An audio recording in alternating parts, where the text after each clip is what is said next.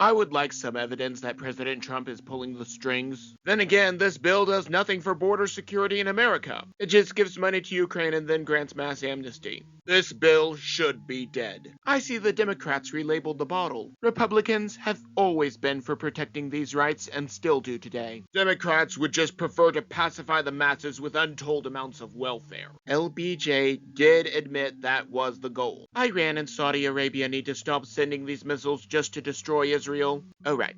I forgot that the UN is condemning Israel after the UN helped to orchestrate the initial attack. That is like blaming the bees for swarming the bear that steals their honey. There is only one language that some people understand. Even if Hamas is keeping civilians inside. Well, if they are the ones who dove into the river, and we warned them not to go in, we begged them to come out, this wait is just speeding up the process. Remember when Obama said that he wanted a third term? He said that he could have a frontman with an earpiece and he would just deliver the lines. Democrats love to blame Republicans of the things they themselves are guilty of, just like Biden's classified documents. It is either this or they just sit around on the taxpayer dime. Notice that in these first two panels, that Miss Sorensen makes all the convicts melanin rich. It is as if she believes that 7% of the population commits 50% of violent crimes. Then switches when it comes to the package. So we have her internalized racism of these convicts doing work rather than living off of our tax dollars. Typical Democrat.